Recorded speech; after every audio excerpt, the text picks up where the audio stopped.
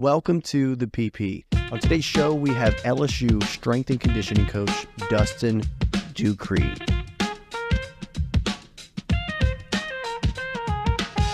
What is like the number one thing to improve their performance? Could be a miracle drug, maybe.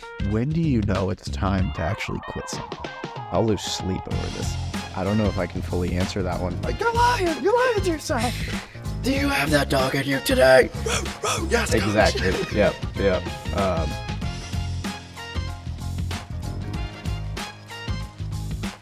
He's been doing this for several years, and it's great to have you on the show, Dustin. Happy to be here. Thank you. Do you want to tell the viewers a little bit about kind of like who you are, what you do? Obviously, they know you're a strength and conditioning coach at LSU, which is credible in of itself. But like, who do you coach there? What teams and stuff like that? So I work with women's soccer and men and women's golf at LSU. So I've been there for, counting intern, graduate assistant, and now full-time. I've been there for around 7 years, going into my fourth year full-time. How long have you been, a strength and conditioning coach for in general? So I started way back when at Parisi Speed School when I turned 18, so about 10 years now. But full-time at LSU 4, so I consider myself like a 4-year-old strength coach. But have you seen your role there affect all the athletes in their games day to day? I would say so, just as far as like general strength levels, all that kind of stuff, just their ability to be available for their sport. So I guess that kind of leads into the question of, is a coach necessary? But before we get to is a coach necessary, I wanted to ask you kind of like what everybody wants to know. Like, what is, as a strength and conditioning coach, what is like the number one thing I can do or that anybody can do to improve their performance? I don't care if it's a movement or a program or how many days a week, what type of training. What is the number one thing? Like, what's the secret sauce? I would say the secret sauce is to train in any sense of what you enjoy, whatever you're going to get done, train. That's a stupid answer. I know it is. I know it's a stupid answer, but it's the honest one. If there was one single movement thing that I would recommend to anyone and everyone, of course, build up to it. Please don't go outside and do this like in the middle of the street on concrete without any type of warm-up or anything prior to it, is sprint. That will be the one thing, the most intense movement that you can do that's going to incorporate building a little bit of muscle, getting faster, getting stronger, all of that stuff. It's going to be sprint. That's for anybody. Yeah, for anybody. So you coach, what was it, women's soccer, but then also men and women's golf. Mm-hmm. So even if somebody plays golf, sprint? Yeah, I would say they can sprint. How does that? So whenever you sprint, of course, you're going to recruit all of the muscle fibers, all of that kind of stuff. But it's also one of the highest CNS type activities that you can do. So it's going to help out with their coordination and just being aware of where their body is in that space, where their body is in space. So, I mean, if you're able to tell, where your foot is, what part of your foot is striking the ground in a full speed sprint, you're probably going to be a little bit better at telling where your hands are placed or where your arm is in the middle of your downstroke whenever you're golfing.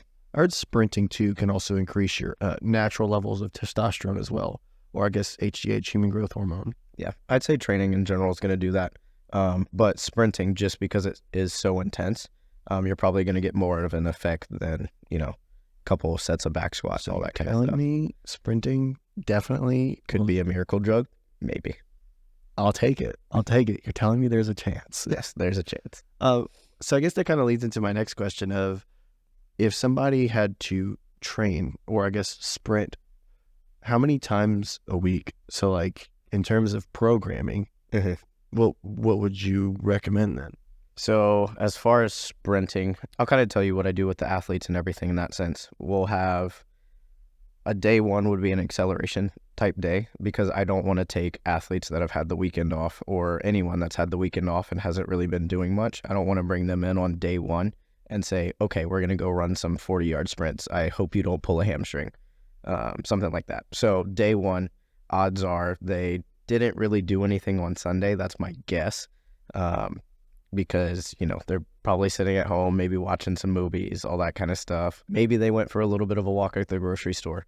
But day one, we're going to come in and we're going to work on acceleration. So the distances are going to be anywhere from 10 to 20 yards of some high-speed work, but we're going from a dead stop or a dead start. So we're working on their ability to get up to speed as fast as possible. And then day two, they'll probably need a little bit of recovery CNS-wise from that. Central nervous system-wise, they might be a little fried from an acceleration day.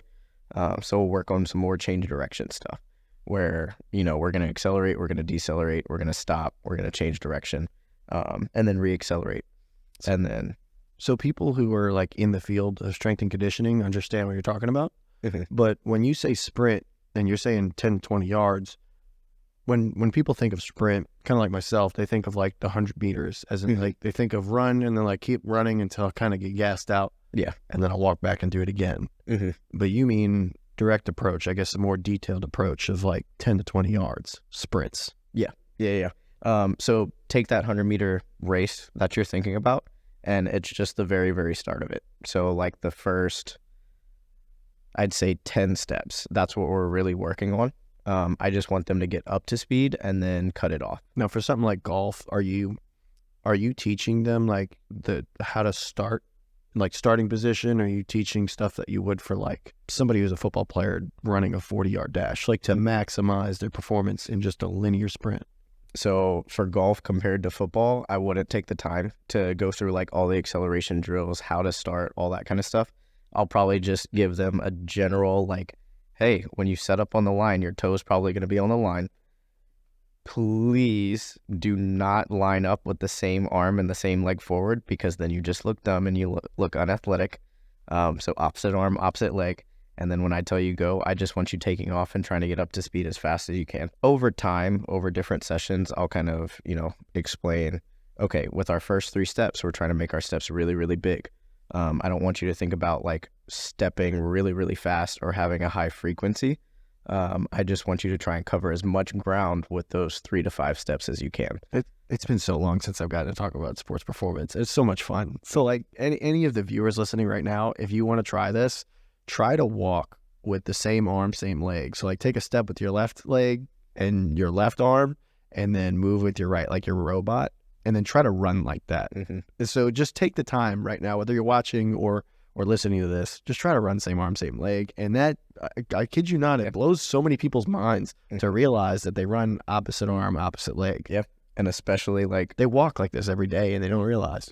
Yep. And also whenever you ask somebody to do some skips, they might go same arm, same leg, or they just lost the ability to skip in general, like altogether. I think that's big on social media right now, people trying to skip again. Yeah, exactly. So with that, with just sprinting in general, I'm thinking in terms of the generalists. That's why I was mentioning golf, because like I'm not going to run a 40-yard dash for the NFL Combine. Yeah, no. And I don't need to focus on, all the different points of acceleration. But you're mainly focusing on just the power output and I guess putting in 100%. I am focusing on the task of sprinting itself, not necessarily all the little granular details of, hand should be open, arm should be at this degree, knee should be at this degree during your acceleration, like all that kind of stuff.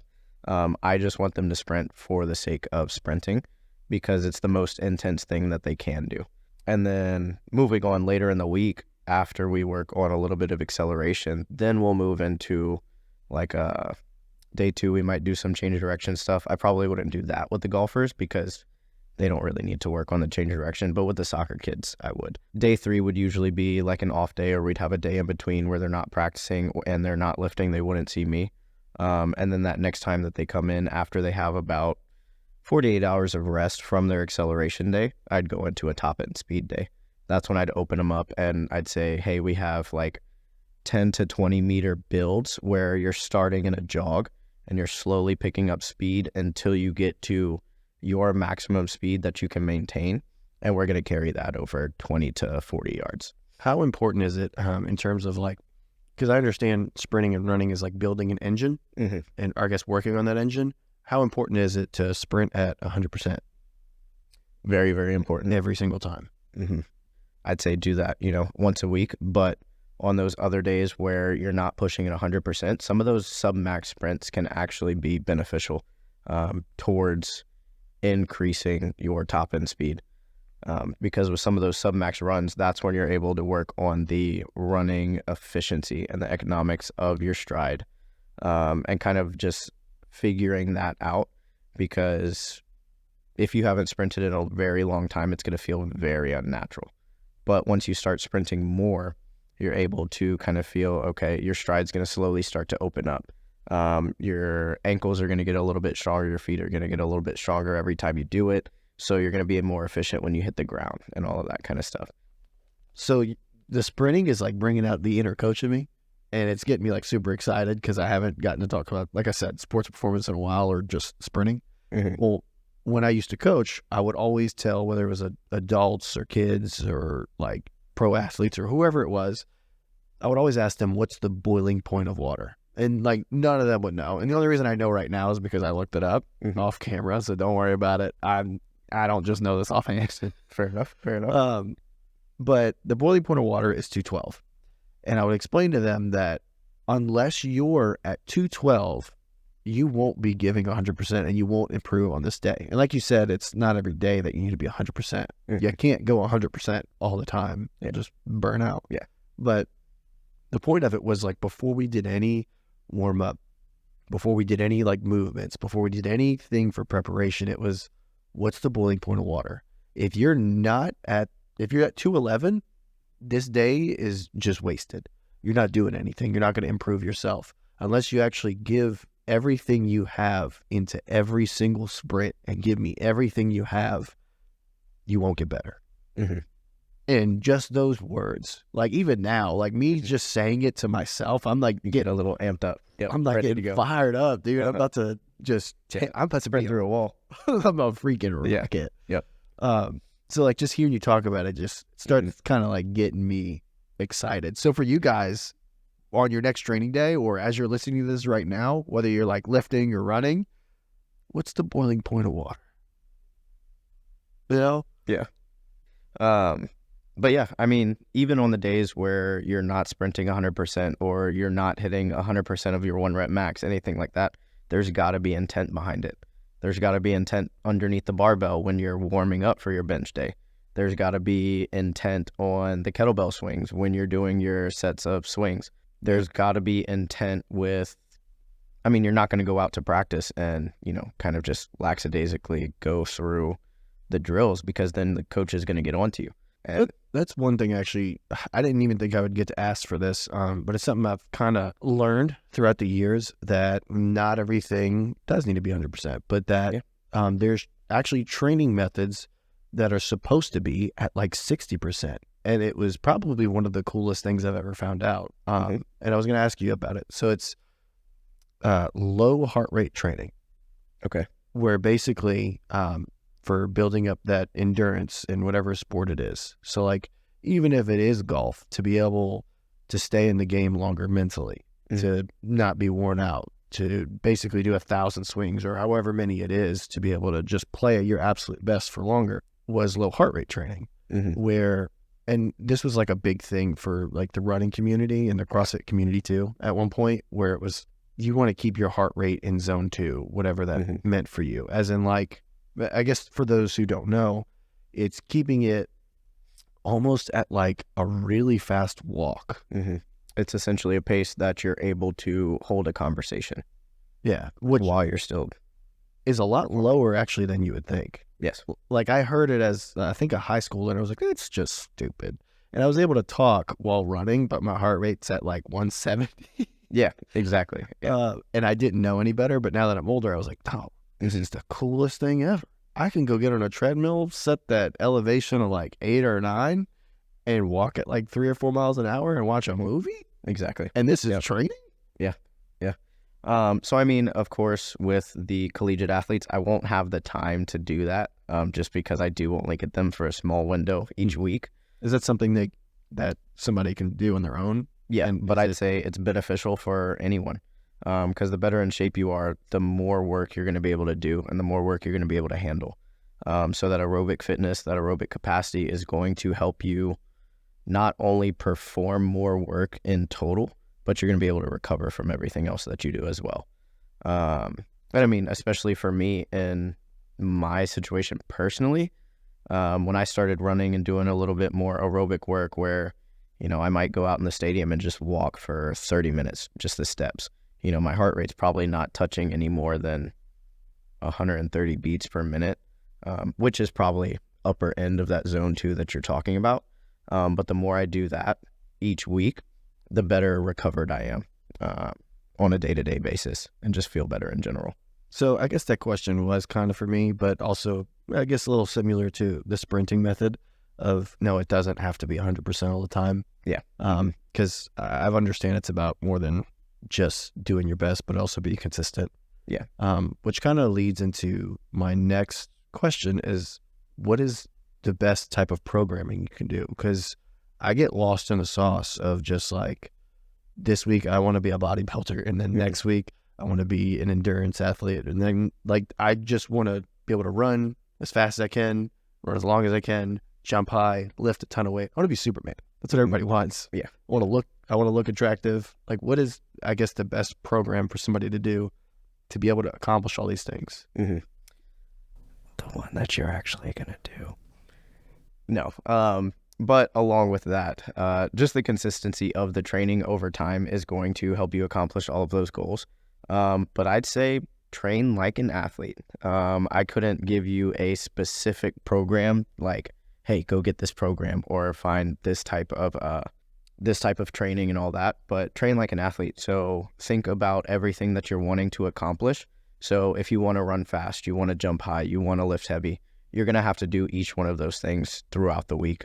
What about guys like the knees over toes guy who preaches like increase your vert 40 inches and lift heavy and run faster? What about programs like that where they're just like selling you on this program?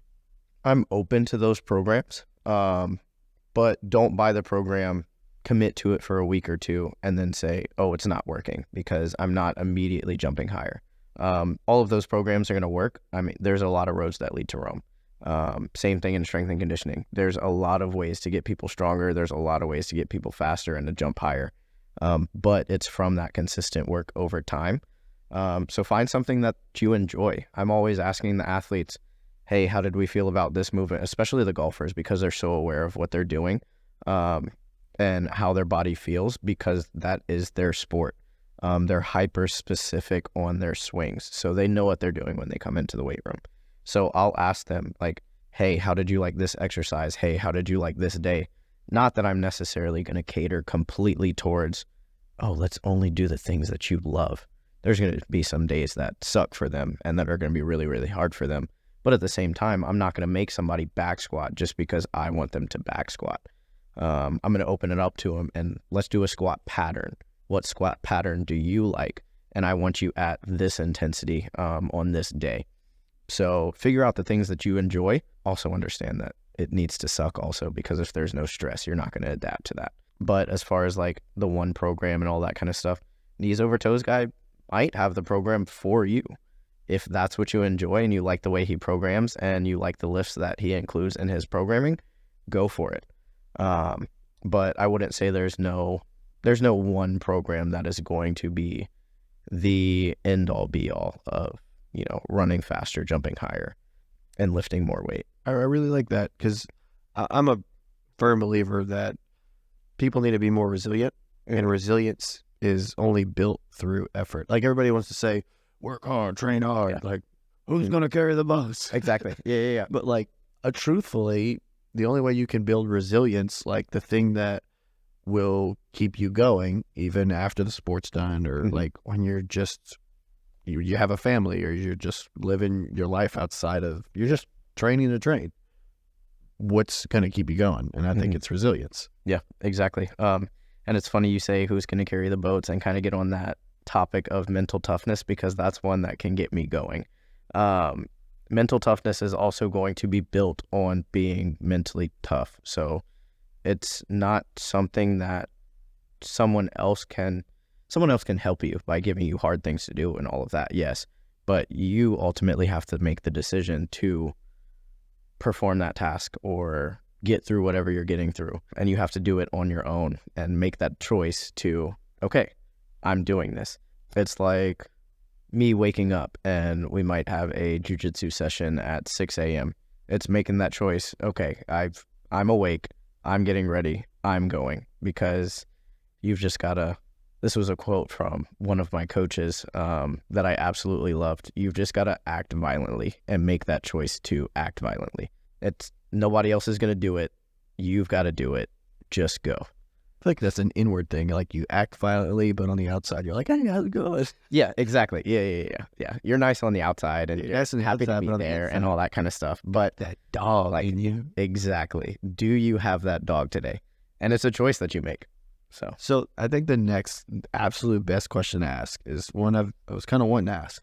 Mm-hmm. After talking about the knees over toes guy, and then just different programs, what you can do, and you said it's about consistency and obviously the mindset. Mm-hmm. Is a coach then necessary? Any of these fitness gurus on social media, with whatever credibility that they have, technically they are a coach, but they're not physically talking to you. I know there's programs where like they check in once a week. So when I ask like, is a coach necessary? I'm asking kind of a twofold question. Is a coach like you necessary, where you're like actually working with them day to day, day in, day out? You watch them compete. You can evaluate their performance. You can give them tests almost every week or month or whatever it is, versus a coach that's like an online guy who gives you a program, or they check in like once a week. So it's kind of a twofold question. Is a coach necessary? Yeah. So you kind of answered it on the first one, like a coach like myself. I believe we're always going to be necessary and we're always going to be valuable to the sporting community, because not that I am, building up that athlete and doing all this stuff. They're doing their work. But one of my other mentors, Greg Golden, he said it best. I want to be, and I am, a extender of human performance. So that's essentially my goal whenever I'm in the weight room and all of that kind of stuff. These athletes have all of the skills and they have all of the tools to perform their sport and be great at it. I just want to give them the availability to do that. So we're always going to be necessary because I can kind of provide a blueprint for them. And I can coach them up and teach them the movements and make sure they're moving properly and working out the correct intensities every time they come into the weight room. When we get into practice, I can kind of help the sport coaches understand load progressions and kind of the idea of progressive overload during practices and during seasons, to make sure that in the off season we're training properly and meeting the loads that we need to, so we're prepared come season time. And then so we can manage those loads during the season as well. So I believe that, yes, a coach is necessary as far as strength and conditioning in the collegiate sense, in the professional leagues and all of that. And even the high school kids now, the high school strength and conditioning coaches are on the rise, because we see how important strength and conditioning is at that younger age as well. And then as far as the online coaches, necessary, yes, but you also need to do the research and kind of talk to other people and see their success stories, and don't just buy into it just because you see one post from them and you like it. Kind of do a little bit of your own research, figure out if you're going to enjoy their type of programming, and then also ask other people that have been through their programs before how they enjoyed it, how they felt doing it, and all that kind of stuff. So yeah, I'd say a coach is necessary in both sense. I could say just personally, thinking about a year or two ago, I hadn't done anything for a long time for multiple different reasons, mainly due to work and family, but that's all just excuses. I didn't have that dog in me. Yeah. But I just me personally, I knew I needed some kind of coach, and I just picked something arbitrary, and something that I was familiar with previously, which is running. Yeah. So I just chose to run a half marathon, did a little research online, and then put my money where my mouth was and paid for a coach. This coach never really checked in on me too much. I won't really say who it is, but they gave me the program. they checked in on me, I think like the first week and like maybe like once every, I don't even think they really cared. It might have even been a freaking bot that was just like, And that's another thing that you have Hey. to watch out for. Like, hey, how did it go? Yeah, But I exactly. knew like day one after starting, it was like months. And I'm always one to just like, not ego lift, but do way more than I mentally think I can. Yeah. Like that's my toxic trait is I look at something, I'm like, I could do that. Yeah. Don't worry, I'm the same way. So I understand. But having the coach, it mentally in my head was just like, I got to do this. I'm going to be a letdown. Like I scheduled a race so that way I have like a hard date to get to. Goal. And it was like, I have to do this because if not, I'm going to be all washed up. Like they did this program for me and like, sure, I could write my own program. Yeah. But it's almost like having somebody push you. Mm-hmm. And I'm glad you said that too, because that's another reason that I think coaches are necessary also. They're going to give you the hard stuff, but they're also going to tell you when to bring it back too. So hopefully the periodization of your program is going to be good for you. And then also with having somebody else telling you what to do, there's more of a drive from within yourself to get that done. If I program my own lifts or I write down whatever I want to do for a week, I'm probably going to write down the things that I love and want to do, not the stuff that I'm bad at and that I need to improve on.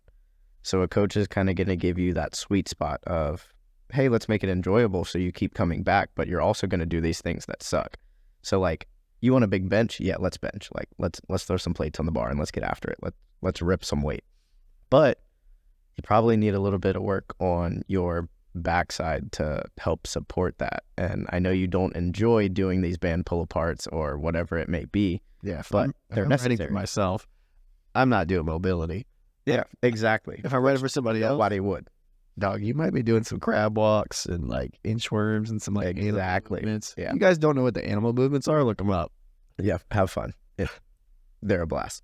You've done football. You've done a lot of bear crawls, but yes, all the lizards, everything. So, which actually, maybe this is another good like segment to go to, but it was about equipment. And so people that are listening to this, they could be high school athletes, they could be college athletes, it could be your fellow strength and conditioning coaches. This could be general people, just they see the title, whatever the title is, whether it's LSU Strength and Conditioning coach. It's just strength and conditioning. This is something that goes for everybody. Yeah.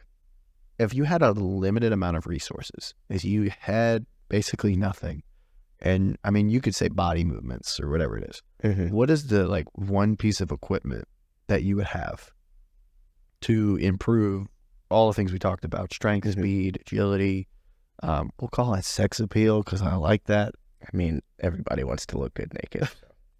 But what is that one piece of equipment if you had to choose anything? For me personally, given that I can still sprint and all of that stuff, and like if I go outside. Yeah, this is coming from a knowledge base of different movements and programs. Yes, and if I can still go outside and I see a tree branch, I can still do a pull-up on it, so that doesn't count towards this. Give me, if I can only have one, I want a 32 kilogram kettlebell. So that's about 66 pounds and some change, something like that. If I can have an assortment of kettlebells and that can be my one piece of equipment, give me like a 12, 24, 32, like give me some options there. But if I can only have one, give me a 32 kilo kettlebell, because knowing where I am at personally, I know I can do all of my presses with it. I can do some squatting with it. I can do swings with it. I can row with it. I can get a lot of work done with that one kettlebell.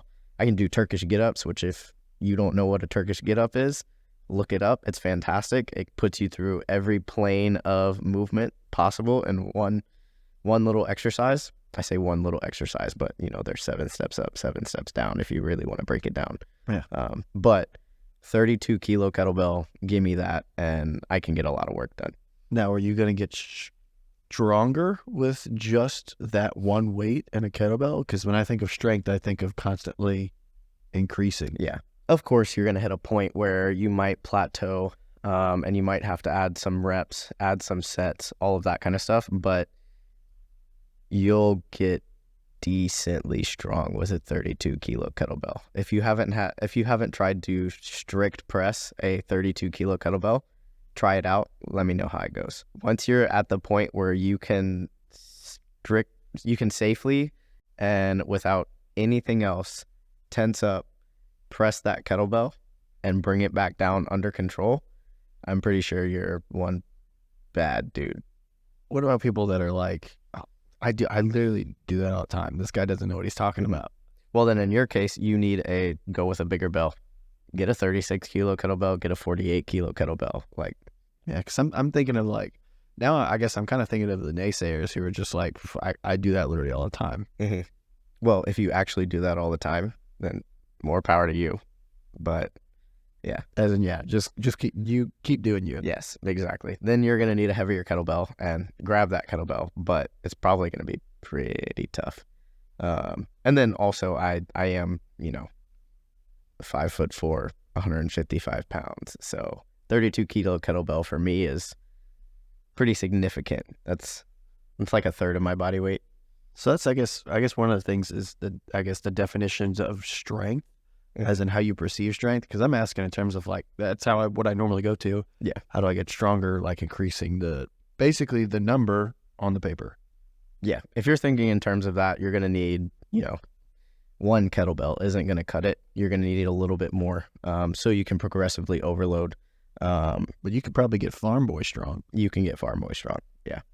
Which those are some of the strongest people that you'll ever run into. Those corn-fed Midwestern Mississippi football players, they are strong. They grew up, chucking bales of hay, like going out to in the fields and working all that kind of stuff.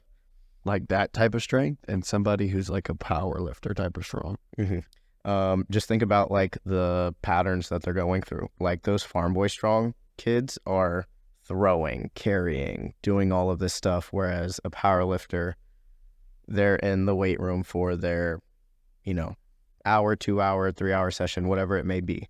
But they're going through pretty simple movements when it comes down to it. They're doing the same movements every day, which is why they get really, really, really strong at a squat, at a bench, at a deadlift. But those farm strength guys are going through all of these different patterns, rotating, throwing, carrying. They're always moving significant loads in unorthodox ways, which is why when you put them on a football field or, make them grapple with another athlete or something like that, they're probably going to own it's almost like situation. It's the guys that you don't expect. So I guess it's kind of like the people that you just wouldn't assume could either lift this weight or perform in this way. As in, like, the way strength works is, and correct me if I'm wrong, but your central nervous system, not the amount of like size that you have. Now, of course, like physics, the bigger you are, the bigger the weight you can lift. But like those small guys, like skinny guys that you see online that just like lift loads of weight, that's your central nervous system. Yeah, a lot of the times, that's going to be a factor in it. Of course, like you said, mass moves mass. But if you're able to produce a ton of force really, really quickly, that's going to help you out. So that's going to make you stronger. This isn't even one of the questions. This is just something that's like super, this is like really, really cool to me. This is like the not rocket science, sports science type of like things that I'm getting excited just thinking about it. But it's I think it's called the Valsalva maneuver. Basically, the way you breathe can literally improve your performance. If you don't know that, now you know. If you do, then like just keep listening, because like I can talk about this for hours. I can listen to it for hours. Even there's freaking Japanese, like there's anime that focus on the breath. It's actually called Demon Slayer for any of you weebs out there that also know what I'm talking about. It's amazing. But that's my personal opinion. But literally breathing can increase your performance. Like when a boxer throws a punch, we'll call that like farm boy strength. Like somebody who can produce a lot of force. And sorry that I'm kind of ranting now, but I'm just like so excited about this. Basically, your core, you can treat it like a barrel. And the Valsalva maneuver is when you breathe in and then you hold that pressure and you basically increase the amount of pressure that's inside your torso, almost like it's pressing out on your rib cage and your spine, and it's locking everything into place. And instead of being like a flexible rod, you're now just like a solid tree trunk. You're a solid barrel. And if you're trying to produce force out of that, it's, I guess the best way that I can explain it is like running. Think of your stomach as a marshmallow. And if you're sprinting, your arms and your legs, they're constantly hitting the ground. And when it hits the ground, that's propels you forward. As you're being propelled forward, if it's like a marshmallow, when you hit the ground, you're not going to get much back in return from the ground. Yeah, it's going right into the marshmallow. But if it's like a stone, if you have it all packed in. Now breathe when you're running. Yeah. Don't hold your breath the whole time. But if you have it like compact, if you have it solid and it hits back, that force isn't going inside of you. That force is actually going back into the ground, which is going to get you faster. Yeah. There's going to be no energy leaks. Exactly. Yeah. And if you're lifting, if you can create more force, more internal tension, more compression inside of you, you can lift more. And it's so exciting. Like people who use a weight belt, you're using it wrong. You're supposed to push outside of it so you get extra abs. Yes. You're creating internal tension and pressure. If you did know, congratulations. You're a sports scientist because most people don't know. Yeah. But sorry about the rant. I'm just... No, all good because breathing makes me excited. That's something that I do with my athletes when they come in. When I get those freshmen for usually the first week, whenever I have them in the weight room, I'll have them separate where I can teach them all these different things. Kind of my cues and what I do in the weight room, how I'm going to talk to them and my language. But breathing is one of the things that I will teach them because it's not something that you think about whenever you're playing golf or whenever you're out on the soccer field, when you're on the basketball court. But breathing can improve your performance, like you said, that much more.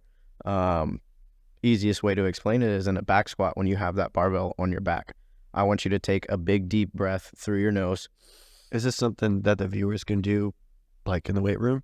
Yeah. To kind of feel for... Of course, breathe in between your reps, breathe in between your sets, all that kind of stuff. Don't hold your breath for an entire set of, I don't know, if you're doing 5s on back squat. Don't hold your breath that whole time. Like, breathe. But before you start your first rep, unrack that weight. You're going to take a big deep breath in through your nose, breathe into your belly or your diaphragm, because I know that gets you going, your diaphragm. So I want you to take that. Take that big deep belly breath and then squeeze, tense against it. Like you were talking about with the weight belt, that's essentially what you're doing with your own abs. Brace against it. You're going to hold your breath. All right. Whenever you hold your breath, you'll feel all of that tension throughout the rest of you. I want you to pull down on the barbell, all that kind of stuff. Go through your squat. And then on the way up, once you get about halfway up, then you can start to breathe out. But when you breathe out, don't go, because then really bad example because it's not inherently strong as an object. If you're doing this as a test, don't do it with weight.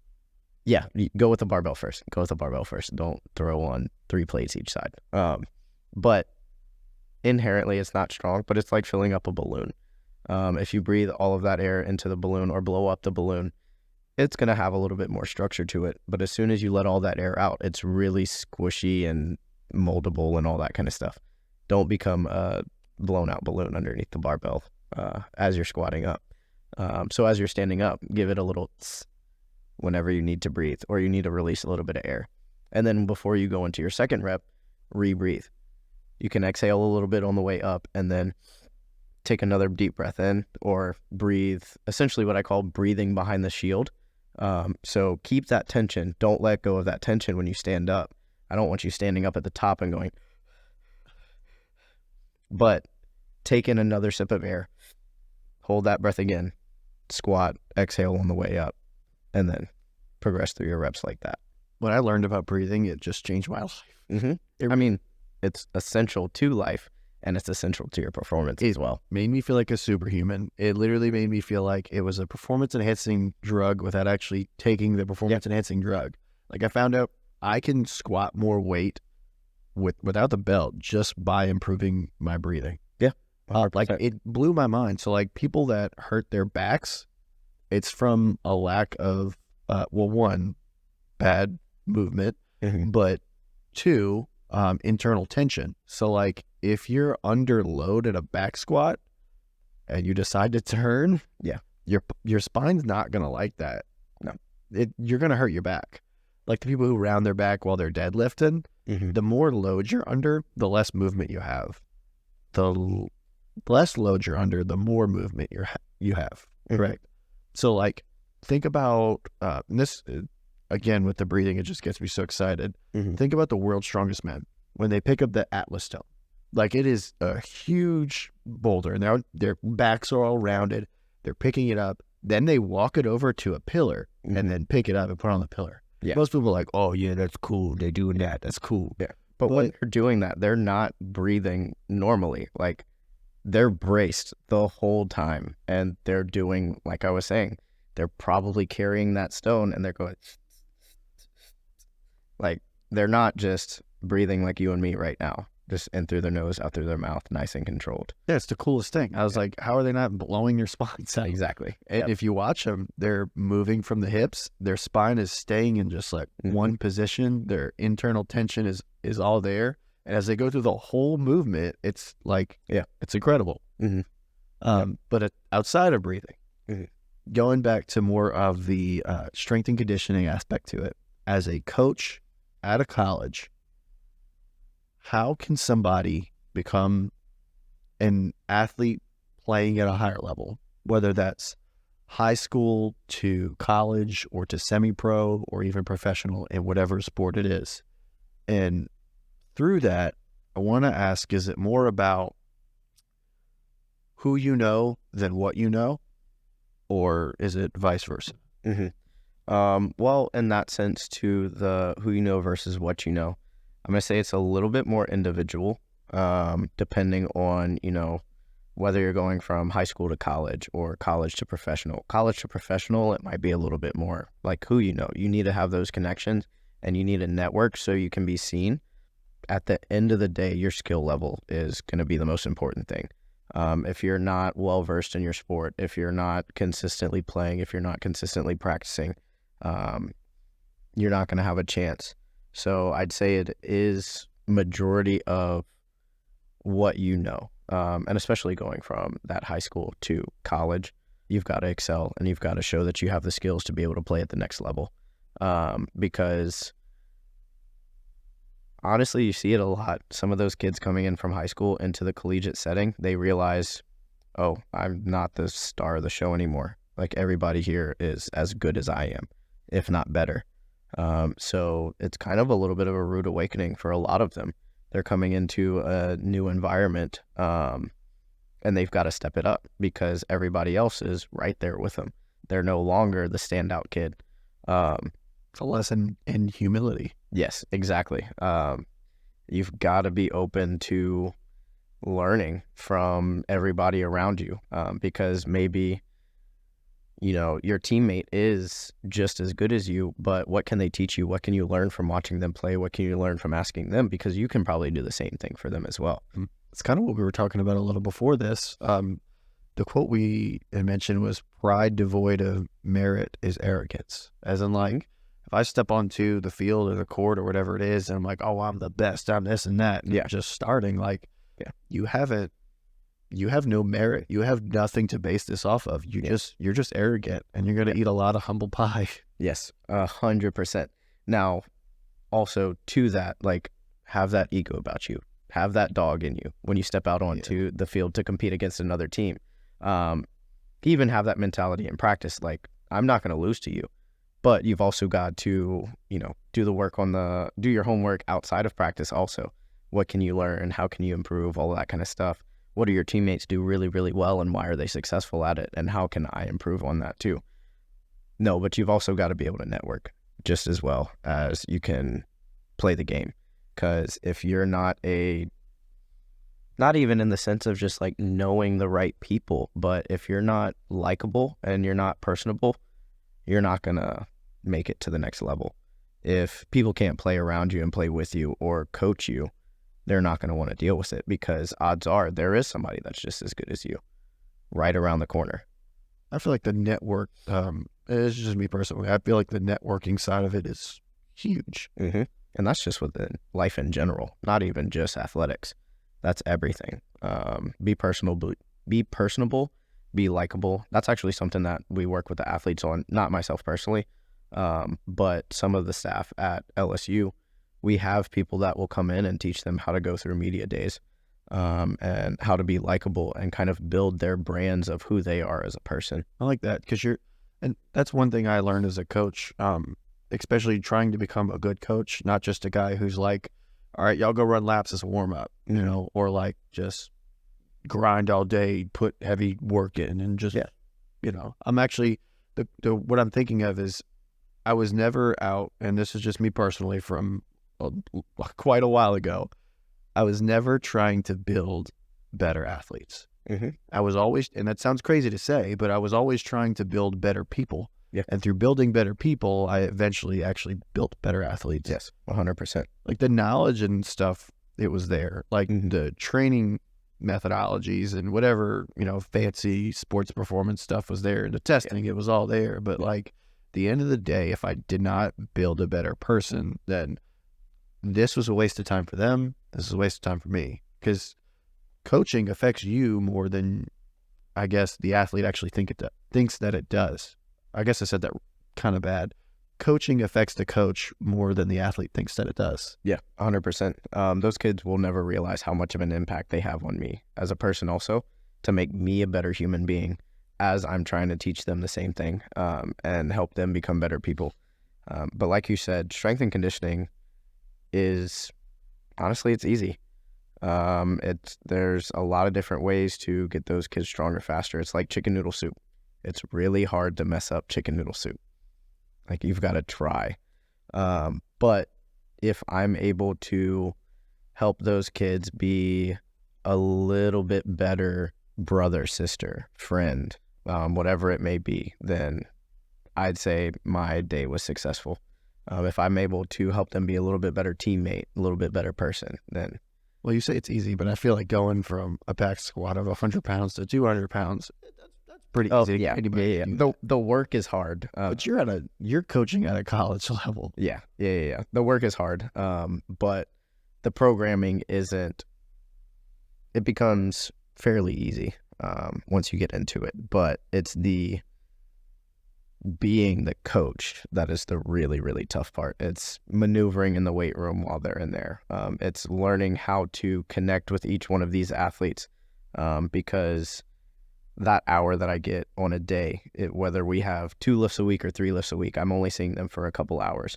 So it's how much bang for my buck can I get while they're in there. I'll say this, just literally getting Dustin on this podcast, even though I've known him for a while, was very difficult. He is constantly traveling, and with these, that's his life. These athletes are literally his life. Mm-hmm. It's really, really bad, because I will go to sleep thinking about, okay, I need to do this with this athlete. I need to work on this athlete's ankles because they were bugging them, or all this kind of stuff. I'm thinking about like programming and what the lift's going to look like, what the week's going to look like. Okay, maybe they did too much last week, so I need to manage it a little bit better this week, and all that kind of stuff. That sounds like you're a good coach, though. I'll lose sleep over this. That sounds like a good coach. Great. But thank you. I appreciate that. I feel like a bad coach would be like your, like back in the day, high school football coach. We used to just run a bunch of laps, and like, coach isn't thinking about you at night. He's just thinking, tomorrow's bench press day. Mm-hmm. Yeah, exactly. It might be, practice sucked today, so we need to go a lot harder, and I need to put them in the ground. But no, don't get me wrong. There are days where they come in this hour, yes, I am 100% going to kick your ass, and it is going to hurt, and it is going to suck. But there needs to be stress so you can adapt, so you can be prepared for what you need to do. But outside of that, like, I still care about you. I want you to know that I'm here for you. Like, anything you need, I got you. They ever walk in at like 6 a.m. and you're like, welcome to hell? Oh, yeah. What is it? It's really, really bad. Forgive me. But sometimes they'll let like a little, oh Lord, or something like that slip in the weight room. And I'm like, can't help you here. So I get a little bit of joy out of that. It just makes them laugh a little bit at 6 a.m. or 7 in the morning when they're not laughing. You're dead serious. Yeah. Like, They just kind of look at me. They're like, But no, I love it. I love feel what like I a do. spot. Like, get it up! Yeah. Get it up! Mhm. Get it Yeah. up! They're like, I can't. Yep. I can't. They're like, you're lying. You're lying to yourself. Do you have that dog in you today? Yes, coach. Exactly. Yep. Oh man, I want to be there with you just for one of those days. That's what a lot of people have said. They've wanted to strap a GoPro on me and like have a day in the life. And I don't think it would be that interesting, but also, again, I'm immersed in it every You know what, day, so- guys? If you want one of those episodes, and this maybe won't be a podcast, but we'll just do a day in the life. And maybe we have to check with LSU before we do this. But Yeah, I don't know about the ins and outs of that. I'll have to talk to him. I'll have to get with our media leave a team. comment down below or share this with whoever. Really, just leave a comment if that's something Yeah. you would want to see, like a day in the life of a strength and conditioning coach, because that's something I would want to see. But that's just because that's me. I might have to censor some of the things I say, but we can see what we No, can that's do about okay. that. Even in a podcast, if somebody curses, I put like a subscribe button over their mouth. That's just because I think it's funny. But Yeah. Oh, can we get one of those cameras that's like one of the fish bowls that like looks at me? absolutely, Yeah. yeah. I'll do that. That's if we get it okayed for it. And, All right, all right. if you guys actually want to see that. Yeah. But getting to my last question, and this is kind of a tough question.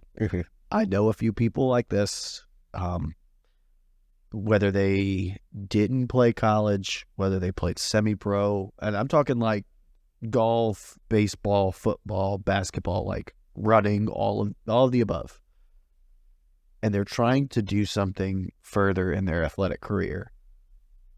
When do you know it's time to actually quit something? That's a really tough one.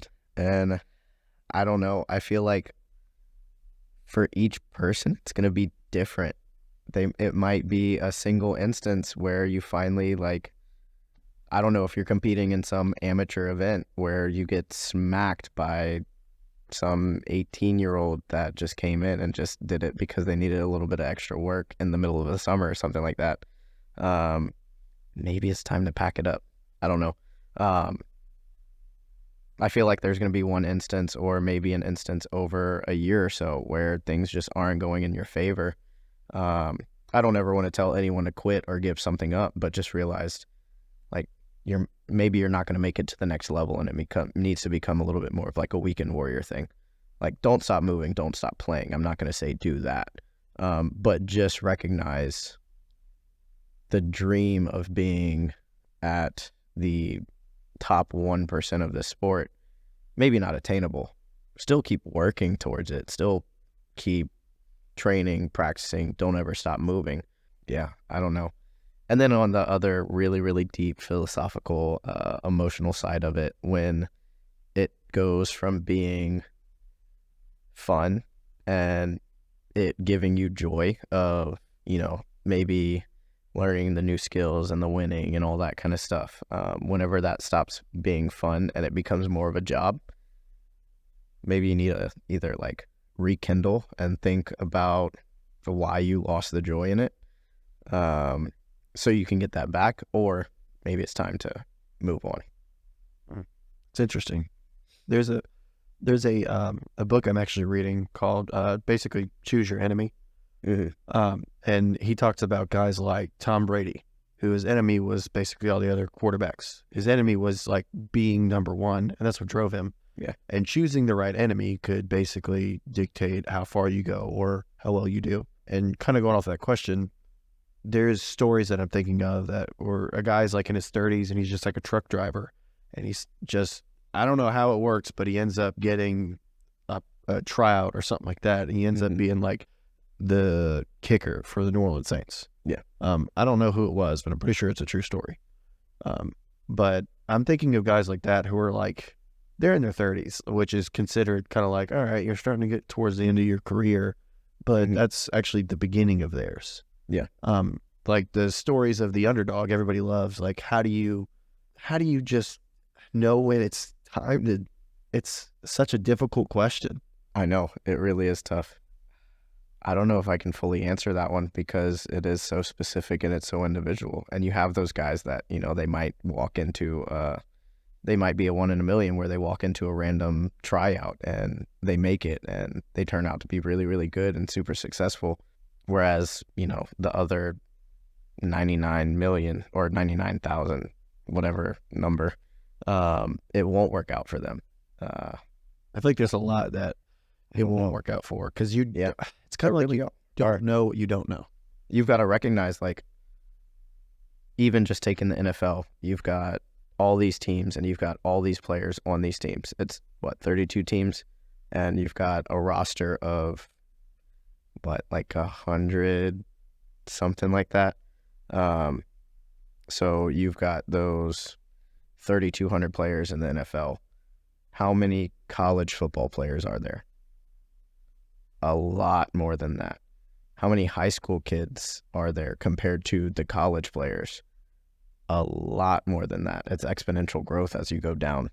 And just recognizing that at that point it's a numbers game. But yeah, I'm sorry. It's a hard question, because like you start looking at numbers and you're like starting to look delusional. it can be, But at the end of the day, that inner dog in me comes out. yeah, exactly. And I'm like, be delusional, dog. Like, and that's what another one of the guys, I follow this guy on Instagram, really, really good coach, super, super smart. But he's in his 30s, and he decided to start training for the NBA Combine just to see if he still got it in him and if he has the ability to improve on all of these skills. And I think that's really what it comes down to. You've got to enjoy the process, because even if you might not hit the outcome or the goal that you want of making it to even a practice squad in the NBA, just deriving joy and deriving satisfaction from getting better each day and putting in the work each day, that's going to lead to success in itself. Yeah, it's kind of, I guess, that mindset before, kind of like be violent and the way you think about it. Just act towards whatever you want, and even if the outcome isn't there, you've enjoyed the work, and that's going to be enough in itself. So if you're listening to this, 2 words, I say it all the time, always thinking it: keep going. Yeah. And then when you question yourself, why, what if, how, you start calculating the numbers, you start like being, this is kind of delusional. I should probably stop. Keep going. And to that point, like, what can you control? You can't control all those numbers. You can't control what everybody else is doing, but you can control how much work you're putting in, at the intensity that you're putting it in at, and you can control your mindset towards it. So keep pushing. Yeah, and I just want to say it again: keep going, keep going. Yep. Yeah, because I don't know where you're at when you're listening to this. You could be watching this 5 years down the road from when we recorded this. You could be watching this 20 years down the road. You could be watching the day it came out. You could be in a bad spot. You could be in a good spot. You could be a professional athlete that's watching this, a business owner, or whoever it is that's just interested in the topics that we're talking about. And it's such a hard question. I mean, when do you know when to quit? Don't quit. Yeah, that might be the answer. Don't be delusional. I don't know. Yeah. But that's something for you to decide. And all I'm going to go with is just keep going. 2 words. But ultimately, I thought this was a great episode. There's just so much that we can like keep going on about, whether it's like periodization or programming or like different sports performance movements or sports. Yeah. But it's really granular, and we can go on for hours. Yeah, it's sports performance is just fun in of itself. It affects all of us on a day-to-day basis, because I believe we're all athletes. Yeah, 100%. Some of us might just be a couch potato right now. And I mean, we all enjoy playing. So be an athlete and play what you love every day. Exactly. So if you guys enjoyed this episode, you got something from it, whether you felt inspired or you learned something, whatever it is, if you like this episode, please make sure to subscribe, share it with friends and family, whoever, does not matter. I just thank you guys for watching, and I greatly appreciate that you made it to this point in the episode, because it definitely helps us out to be able to get guys like Dustin, or just to continue creating this content for you. So thank you for watching, and I'll see you next time.